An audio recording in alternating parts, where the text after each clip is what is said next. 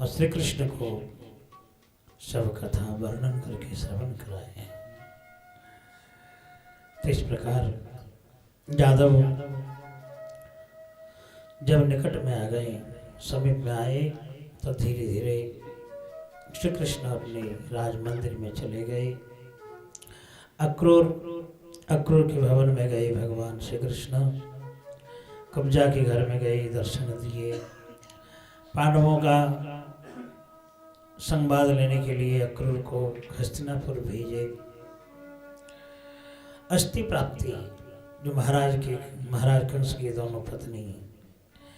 दोनों पत्नियां अपने पिता जरासंध के पास जाकर के कहने लगी कि ऐसे ऐसे महाराज को मार डाले हैं कृष्ण बलराम जी ने। जरासंध वहीं से लाल पीली आंखें करके 30 अक्षौहिणी सेनाओं को साथ लेकर के मथुरापुरी गिराव कर लेते हैं। महाराज उग्रसेन डरने लगा, जरासंध से कौन युद्ध करेगा। अक्रूर को हस्तिनापुर भेजे गए, कुछ सैनिक दे दे तो अच्छी बात है, लेकिन धृतराष्ट्र ने कहा देखो जरासंध से हमारे कोई बैरी नहीं है, हम सैनिक क्यों नहीं, उनसे बैरी बांधने का कोई जरूरत ही नहीं। निराश होकर के अक्रूर जी चले आए। श्री कृष्ण ने आश्वासन दिया, महाराज आप क्यों चिंता कर रहे हैं, हम दोनों हैं ना, जरासंध के लिए हम दोनों ही काफी हैं। कृष्ण और बलराम दोनों अक्रूर को साथ लेकर के मथुरा के बाहर आए, बाहरी में आए और अपने अंग से नारायणी सेना सृष्टि करके और जरासंध के साथ युद्ध करने लगे। उनके जो एक सुदर्शन चक्र में ही पूरे के पूरे सैनिकों को धराशायी कर दिए। और बलदेव जी रथ से उतर करके जरासंध को पशुवत पकड़ करके नीचे लाए और खड्ग से जब काटने के लिए तैयार हुए, पीछे से कृष्ण आकर के कहते हैं भैया जरासंध छोड़ दो, क्योंकि अभी मार डालोगे तो पृथ्वी का भार हम हरण नहीं कर पाएंगे, क्योंकि अभी छोड़ देंगे ना तो कई बार आएगा इतने सैनिकों को लेकर के और उतना ही बार हम सैनिकों का विनाश करेंगे। तो बलराम जी ने छोड़ दिया। लज्जित होकर के जरासंध लौट के गए। फिर दोबारा से 30 अक्षौहिणी सेना इकट्ठे करके फिर मथुरापुरी में आए। तो एक दो बार नहीं 17 बार आए करके और परास्त होकर के चले गए। इस प्रकार भगवान ने बहुत सैनिकों का विनाश किया, रथी महारथियों का विनाश किया। अंत में देवर्षि नारद जी ने कालजमन को भेजा। जरासंध कई बार जा चुके थे कि भैया तुम हमारी सहायता करो, तुम हमारे परम मित्र हो, लेकिन कालजमन कहते हैं जहां मैं जाऊं मैं परास्त का मुख नहीं देखा कभी, विजय प्राप्त करके ही लौटता हूँ। लेकिन छोटे छोटे तो बालक से युद्ध करके मेरे का क्या फायदा। अब छोटे बालक समझ करके कालजमन युद्ध करने गया नहीं, लेकिन नारद जी ने ऐसा उनके कान में भर दिया कि वे छोटे बालक नहीं है। 6 दिन के दिन पुतना राक्षसी को वध कर डाला, 3 महीने में शकटासुर का निधन किया, 1 साल भयो नहीं तृणावर्त को विनाश करो। तो ऐसे ऐसे घासुर बकासुर प्रलंबासुर एक राक्षस को गिरिराज गोवर्धन को धारण करो। जब ऐसे ऐसे महान पराक्रम की बातें श्रवण कियो, तब जाके कालजमन अपने 3 करोड़ मृक्षों को साथ लेकर के मथुरापुरी में घिराव किया। अब भगवान श्री कृष्ण विचार करते हैं, देखो अब तो कालजमन आया है संध्या के समय, अब कल सवेरा होते ही दुष्ट जरासंध भी आ जाएगा। तो उसी समय विश्वकर्मा को स्मरण करके समुद्र के बीच में एक बहुत बड़ी नगर बस पाई, 12 योजन विस्तार, उसी पुरी का नाम है द्वारका। द्वारका और सोए हुए यादवों को द्वारकापुरी में रख देते हैं। और जैसे ही सवेरा हुआ, श्री कृष्ण काल जवन के साथ युद्ध करने के लिए निकले और बोले कि देखो आप महान बलवान हैं, हम ऐसे युद्ध करेंगे आपके साथ अकेले में, क्योंकि सैनिक के साथ युद्ध करना पराक्रमियों का लक्षण नहीं है। आइए हम दोनों युद्ध करेंगे। तो बहला करके अकेले युद्ध करेंगे, अकेले युद्ध करेंगे। तो सुखदेव जी बोले, हे राजन, ऐसे एक गुफा में प्रवेश कर गए जहाँ देवताओं से वर लेकर के मुचकुंद सो रहा था। उनके ऊपर अपना पीताम्बरी उड़ाए करके खुद छिप गए। और जब ये काल जवन वहाँ पहुँचा, देखा कि मेरे संग युद्ध करने के डर से यहाँ सो गया। जैसे ही कई बार उन्होंने लात मारी, तो लात प्रहार के कारण उनका नींद टूट गया और जागृत होकर के जैसे ही देखने लगे, दृष्टि रूपी अग्नि से भस्म हो गए। बोली भक्तवत्सल भगवान की जय हो। तो कालजवन को ही उन्होंने समापन किया। सुखदेव जी बोले, हे राजन, ऐसे ऐसे भगवान की अनोखे लीला है। असुरों को उन्होंने निधन किया। फिर जैसे ही मथुरापुरी में आए तो जरासंध 23 अक्षौणी सेनाओं को लेकर के आया है। तब की बार निरस्त्र होकर के आगे दौड़ने लगे। जरासंध कहने लगे, अब की बार हमारे साथ युद्ध करके देखो, हम तो तुम्हें परास्त करके ही छोड़ेंगे। कृष्ण ने कहा, हमने तो कई बार परास्त किया, एक बार दो बार की क्या बात चले, 17 बार परास्त है चुका है।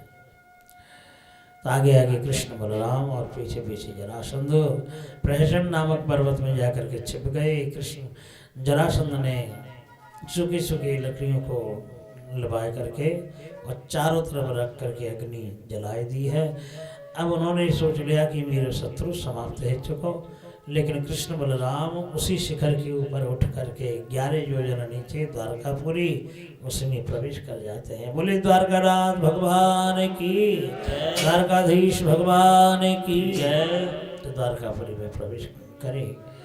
तो इस प्रकार बलराम जी ने रेवती राज की कन्या रेवती को विवाह की और श्री कृष्ण ने भीष्मक नंदिनी रुक्मिणी का पानी ग्रहण किया।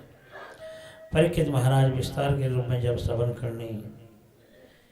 करने के लिए आग्रह प्रकाश की, तब सुखदेव जी बोले कि विदर्भ नगर में भीष्मक नामक राजा, उनके 5 बेटा 1 कन्या, उसी कन्या का नाम है रुक्मिणी। नारद जी के मुखारबिंदों से कृष्ण के रूप गुण लीला श्रवण करके वह रुक्मिणी कृष्ण के चरणों में मन समर्पण कर चुकी थी, पति मान चुकी थी। इसलिए जब रुक्मिणी को विवाह देने के लिए सब परामर्श करने लगे, भीष्मक महाराज अपने बेटों के पास कहने लगे कि देखो, हमारे तो ये इच्छा है कि कृष्ण के चरणों में हम समर्पित कर दें तो अखंड सौभाग्यवती बनी रहेगी। लेकिन बड़ी बेटा रुक्मिणी जरासंध के साथ उठा बैठा करते थे, इसलिए जरासंध रुक्मिणी कहते हैं, पिताजी नहीं, हमने तो ऐसे भी सुनो कि कृष्ण को कोई जात पात को कोई ठिकाना नहीं है। कभी के मथुरा में मेरो जन्म भयो, कभी के गोकुल में जन्म भयो, तो जहाँ कोई जात पात को कोई ठीक नहीं है, तो ऐसे कृष्ण के हाथ में समर्पण करना उचित नहीं है। तो भीष्मक राज चुप पड़ जाते हैं। तो रुक्मिणी विवाह देने के लिए सब कुछ तैयार किए और शिशुपाल के लिए एक पत्र भी भेज दिए और शिशुपाल पत्र पाए करके मही से वर स्वरूप बन करके बाजी के साथ आ रहा था। इधर में रुक्मिणी जी को जब मालूम चलेगी ऐसे ऐसी बात है, एक पत्र लिख करके कुलगुरु ब्राह्मण के हाथ में दिए। उसी रात्रि में द्वारका में जा करके भगवान श्री कृष्ण के हाथों में दिए और देने के बाद सुनाने लगी। श्रुत्वा गुणान् भुवन सुंदर श्रृण्मताङ्ते निर्वेश्य कर्ण विवरये हरतोऽङ्गतापम् रूपं दृशां दृशिमताम् अखिलार्थलाभम् तय्यच्युता विशति चित्रमपत्रपम् मे। हे नाथ, संसार में ऐसे कौन है कि तुम्हारी भुवन सुंदर रूप को देख करके लुभाया नहीं। इस संसार में डाग यज्ञ तपस्या आदि करके भी जो आपके शरणापन्न नहीं हुए, ये सब कर्म व्यर्थ हो जाते हैं। तो हे वीर, जैशांग्रि पंकज रज स्नपनंग महांतो वांछन्तु मापतिरिवात्मतमोपहत्यै। निर्लज्जता हो करके मेरा ये मन तुम्हारे पास गयो है। तो हे नाथ, एक बार राजाओं के बीच में आए करके जैसे काक अपने भाज्य वस्तु को लेकर के चला जाता है, उसी प्रकार हमारे हाथ को पकड़ करके आप हरण करके लेके अपने चरणों में हम स्थान दें। और यदि ये भी आप कहें कि तुम तो अंतपुर में रहती हो, हम कैसे तुम्हें लाएं। हमारे कुल में प्रथा है कि विवाह के अगले दिन अंबिका देवी का पूजन करना पड़ता है। इसलिए जो हम अंबिका देवी का पूजन करने जाएं, तो ही प्यारे जो आप आए करके हमारे हाथ पकड़ करके हमें लेके अपने चरणों में स्थान प्रदान करें। भले हमें 100 जन्म क्यों ना लेना पड़े, तो भी मैं आपका ही चरण प्राप्त करना चाहती हूँ।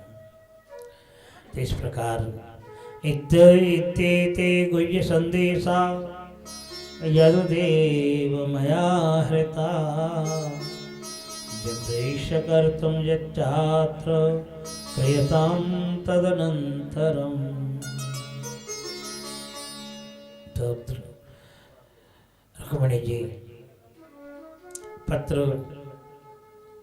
रुक्मिणी के द्वारा भेजे हुए पत्र पढ़ करके श्री कृष्ण ने दारुक को आदेश दिया, रथ सजा करके अस्त्रों शस्त्रों से रथ को खड़ा कर दिया। भगवान रथ में जब चढ़े, ब्राह्मण को कहने लगे कि तुम्हें पैदल जाने का कोई आवश्यक नहीं है।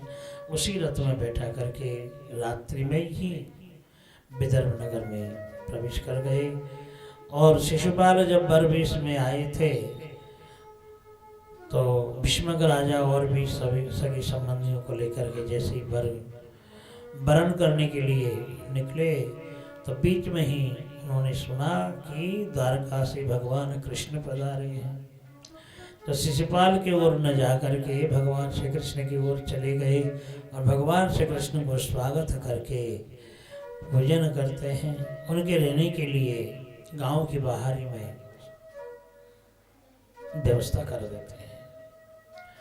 तो इस प्रकार उनकी व्यवस्था करा करके फिर शिशुपाल को वर रूप में ग्रहण करके अपने राजमंदिर प्रवेश किए।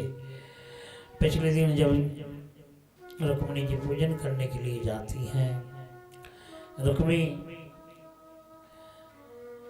रुक्मी शिशुपाल से कहते हैं कि देखो मेरी बहन पूजा करने के लिए जा रही है, लेकिन हम सभी उनके पीछे पीछे जाएंगे। शिशुपाल आदि सब राजन वर्ग, आगे सैनिक, पीछे सैनिक, फिर सब राजन वर्ग पीछे पीछे जाने लगे। जब अंबिका मंदिर में प्रवेश करके रुक्मिणी जी पूजन करती हैं, हे जुगमाई, हे कात्यायनी। ब्राह्मण लोग कहते हैं दमघोष सुतम देवी पतिक में कुरुते नमः। रुक्मिणी जी संग के संग नाम बदल करके नंदघोष सुतम देवी पतिक में कुरुते नमः इस प्रकार प्रार्थना करके पूजन करके जब निकली और भगवान श्याम सुंदर जैसे ही रथ में आकर के खड़े हुए, उनके रूप दर्शन करते करते सैनिक लोग विस्मित हो चुके थे और रुक्मिणी के हाथ पकड़ करके वहाँ से अंतर्ध्यान हो गए, रथ लेकर के चले गए। बोले रुक्मिणी रमण भगवान की, रुक्मिणी हरण भगवान की जय जय श्री राम। जब उन्होंने पांचजन्य शंख बजाए, पांचजन्य शंख ध्वनि श्रवण करके राजन वर्गों का मोर्चा दूरी नष्ट हो चुका। तभी जाकर के उन्हें पता लगा कि रुक्मिणी को ले गया और युद्ध करने के लिए आगे बढ़ा। लेकिन रुक्मिणी ने सबको मना किया, नहीं नहीं, अभी युद्ध करने के लिए हम अकेले जाएंगे, युद्ध करने के लिए हम अकेले जाएंगे। लेकिन शिशुपाल ने कहा, रुक्मिणी तुम्हें मालूम है कुछ? बोले क्या? हमारे महाराज जरासंध 17 बार युद्ध कर चुके हैं, लेकिन परास्त होकर के ही लौट के आए, और ऐसे कृष्ण के साथ तुम अकेले युद्ध करने जाओगे? रुक्मिणी ने कहा कोई बात नहीं, मैं प्रतिज्ञा कर रहा हूँ, मैं कृष्ण को परास्त नहीं कर सकूं तो देखो इस नगर में मैं प्रवेश नहीं करूंगा। कह करके युद्ध करने के लिए गए और भगवान रुक्मिणी के साथ जब युद्ध करने लगे, एक एक धनुष तोड़ करके, एक अस्त्र टुकड़े टुकड़े कर करके मल्ल युद्ध करने लगे और अंत में वध करने के लिए तैयार हुए। इतने में बलराम जी सैनिक लेकर के आ रहे थे, क्योंकि भगवान कृष्ण बता के तो आए नहीं, इसलिए बलराम जी बड़े चिंतित हुए थे और उसी अवस्था में सैनिकों को लेकर के विदर्भ नगर की ओर आ रहे थे। उन्होंने बीच में देखा कि रुक्मिणी को वध करने के लिए, मारने के लिए तैयार हो रहा था। बलराम जी आकर के अपने भैया कन्हैया को फटकारने लगे कि अभी अभी संबंध होने जा रहा है, अपने शालक को इस प्रकार मार डालते हैं, नहीं ऐसा नहीं करना चाहिए। तो आश्वासन दे करके बलराम जी रुक्मिणी को भी आश्वासन दिया, देखो तुम चिंता मत करो। रुक्मिणी को वहाँ से निकाल दिया। रुक्मिणी कहते हैं देखो युद्ध में अपने पुत्र भी अपने पिताजी को वध करते हैं, तो इसलिए हमारे प्राण निकालो दो। भगवान श्री कृष्ण ने कहा कोई बात नहीं, तुम अपनी राजधानी में लौट के जाओ। वही रुक्मिणी अपनी राजधानी में न जा करके भोजकट नामक एक नगर बसा करके फिर उन्होंने राजत्व किया भोजकट नगर में। और द्वारका में आकर के भगवान श्री कृष्ण ने रुक्मिणी का पानी ग्रहण किया। उग्रसेन महाराज ने भीष्मक को निमंत्रण दिया। भीष्मक राज दहेजों को लेकर के और रुक्मिणी की कई दासियां थी, उनको भी साथ लेकर के, महारानी को साथ लेकर के मथुरा पहुँचे। एक तरफ उग्रसेन महाराज जी, एक तरफ भीष्मक राज जी, और दोनों बीच में सखी सहेलियां रुक्मिणी को सजाने लगी। आओ मेरी सखियों मुझे मेहंदी लगा दो, आओ मेरी सखियों मुझे मेहंदी लगा दो, आओ मेरी सखियों मुझे मेहंदी लगा दो, आओ मेरी सखियों मुझे मेहंदी लगा दो, आओ मेरी सखियों मुझे मेहंदी लगा दो, मुझे श्याम सुंदर की दुल्हन बना दो, मुझे श्याम सुंदर की दुल्हन बना दो, मुझे श्याम सुंदर की दुल्हन बना दो, मुझे श्याम सुंदर की दुल्हन बना दो। आओ मेरी सखियों मुझे मेहंदी लगा दो, आओ मेरी सखियों मुझे मेहंदी लगा दो, मेहंदी लगा दो मुझे ऐसी सजा दो, मेहंदी लगा दो मुझे ऐसी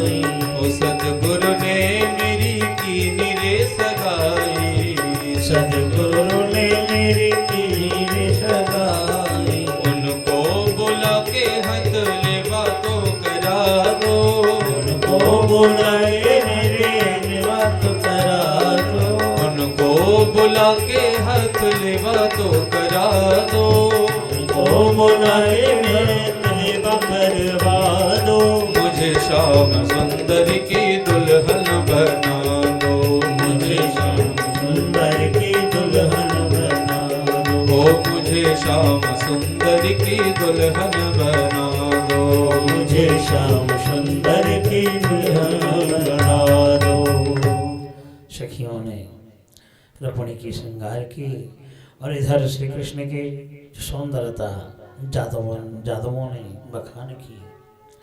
तेरा किसने किया श्रृंगार सामरे, तेरे किसने किया श्रृंगार साबरे, ओ तेरा किसने किया श्रृंगार सामरे, तेरा किसने किया श्रृंगार साबरे, तेरा किसने किया श्रृंगार सामरे, ओ तेरा किसने किया श्रृंगार साबरे, दुल्हा साल गे दुल्हा साल गे दिलदार सामरे, तेरा किसने किया श्रृंगार साबरे, ओ तेरा किसने किया श्रृंगार साबरे, तेरा किसने किया श्रृंगार साबरे, तेरा किसने किया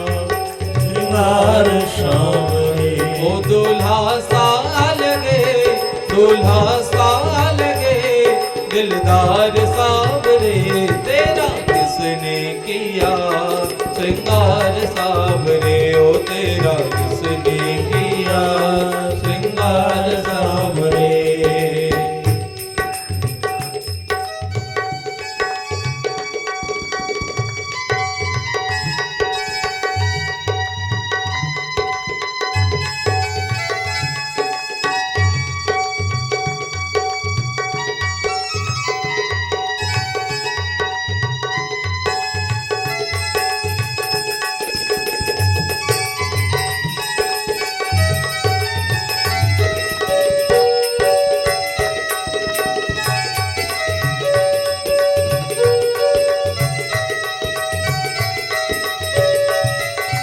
मस्तक पर मलया गिर चंदन केसर तिलक लगाया, मस्तक पर मलया गिर चंदन केसर तिलक लगाया, और मुकुट कानों में कुंडल इत्र बहुत बरसाया, और मुकुट कानों में कुंडल चित्र बहुत बरसाया, महकता रहे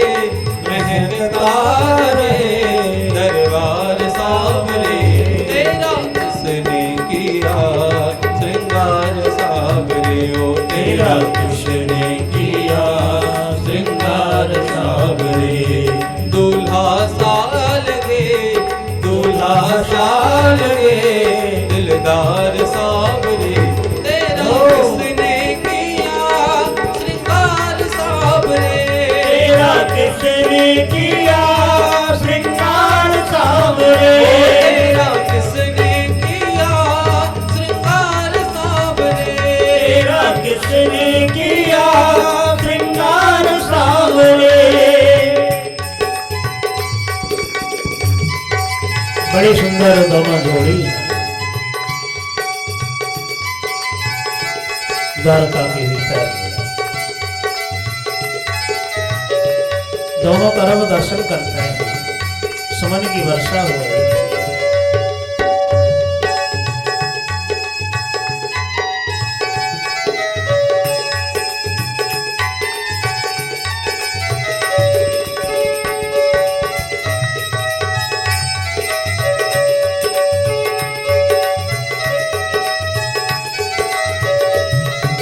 बागों से कलिया चुन चुन कर सुंदर हार बनाया, बागों से कलिया चुन कर सुंदर हार बनाया, बागों से कलिया चुन चुन कर सुंदर हार बनाया, बागों से कलिया चुन चुन कर सुंदर हार बनाया, रहे सलामत हाथ सदा वो जिसने तुझे सजाया, रहे सलामत हाथ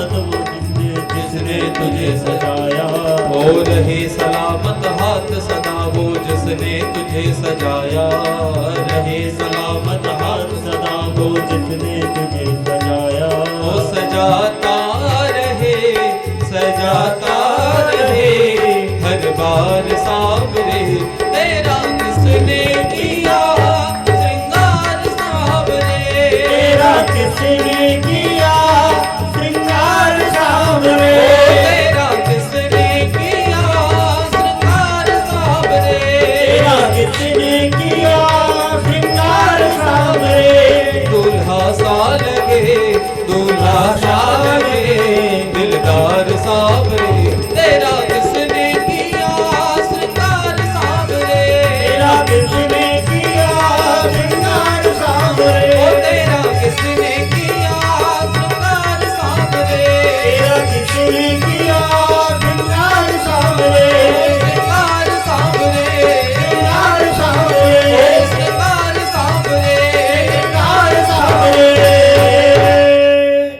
द्वारका में सुखदेव जी बोले, राजन दोनों का जोड़ी बराबरी में रहा और सभी दर्शन करके यही कहने लगे कि हमारे प्यारे श्याम सुंदर जैसे सौंदर्य जयशाली हैं उसी प्रकार ये रुक्मिणी भी हैं। द्वारकायाम भद्राजन महामोद फुरोकशाम रुक्मिण्या रमयोपेतं दृष्ट्वा कृष्णं श्रीहपतिम्। द्वारका में बड़ी धूमधाम से देवता श्री कृष्ण के पक्ष में बाराती बन करके और आनंद लिया। भीष्मक राज ने भी जो भी कुछ अपने साथ लाए थे श्री कृष्ण के चरणों में सब समर्पित कर दिए। जय जयकार होने लगा। बोले रुक्मिणी रमण भगवान की, रुक्मिणी रमण भगवान की जय जय श्री राम। आगे की जो कथा है, द्वारका में भगवान 100 साल तक उन्होंने गार्हस्थ लीला विस्तार किए थे। तो गार्हस्थ लीलाओं में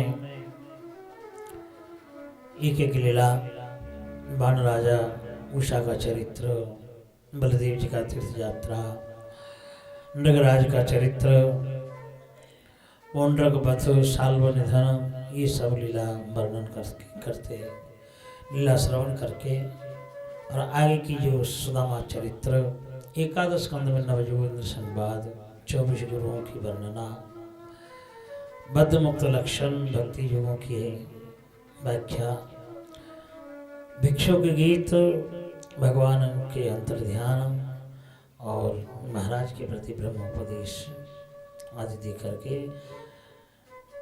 भागवत जी का विश्राम। ये कथा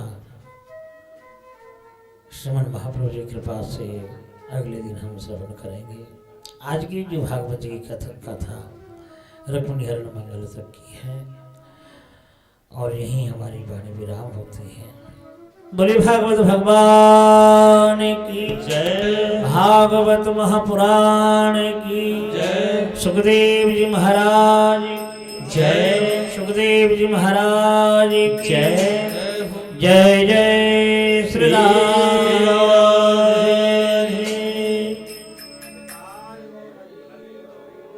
रुक्मिणी रमन भगवान करे तेरी आरती। रुक्मिणी रमन भगवान करे तेरी आरती। रुक्मिणी रमन भगवान करे तेरी आरती। रुक्मिणी रमन भगवान करे तेरी आरती। ओ श्यामा करे तेरी आरती। श्यामा करे तेरी आरती। ओ श्यामा करे तेरी आरती। श्यामा करे तेरी आरती। ओ कन्हैया करे तेरी आरती। हाँ कन्हैया करे तेरी आरती। रुक्मिणी रमन भगवान करे तेरी आरती। रुक्मिणी रमन भगवान करे तेरी आरती। ओ रुक्मिणी रमन भगवान करे तेरी आरती।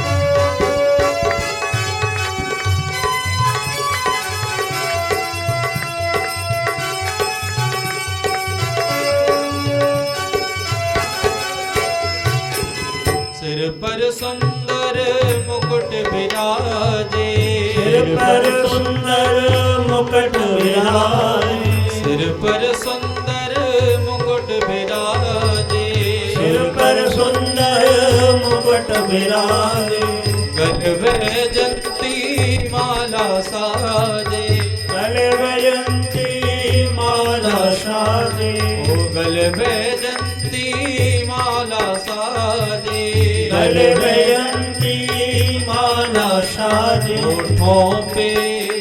होठों पे मधुर मुस्कान करे तेरी आरती होठों पे मधुर मुस्कान करे तेरी आरती रुक्मणी रमन भगवान करे तेरी आरती रुक्मणी रमण भगवान करे तेरी आरती ओ श्यामा करे तेरी आरती श्यामा करे तेरी आरती ओ कन्हैया करे तेरी आरती कन्हैया करे तेरी आरती रुक्मणी रमन भगवान करे तेरी रुक्मिणी रमण भगवान करे तेरी आरती रुक्मणी रमन भगवान करे तेरी आरती रुक्मिणी रमण भगवान करे तेरी आरती रुक्मणी रमन भगवान करे तेरी आरती रुक्मिणी रमण भगवान करे तेरी आरती ओ अधरों पर है बंसी सोहे अधरों पर है बंसी सोहे अधरों पर है बंसी सोहे अधरों से बंसी सोहे देख छवि मेरो मन मोहे देख छवि में मन मोहे देख छवि मेरो मन मोहे देख छवि मेरो मन मोहे पीड़ा जय हो दुख पीड़ा हरे घनश्याम करे तेरी आरती पीड़ा हरे घनश्याम करे तेरी आरती दुख रुक्मिणी रमण भगवान करे तेरी आरती रुक्मणी रमन भगवान करे तेरी आरती रुक्मिणी रमण भगवान करे तेरी आरती ओ श्यामा करे तेरी आरती श्यामा करे तेरी आरती ओ कन्हैया करे तेरी आरती कन्हैया करे तेरी आरती रुक्मणी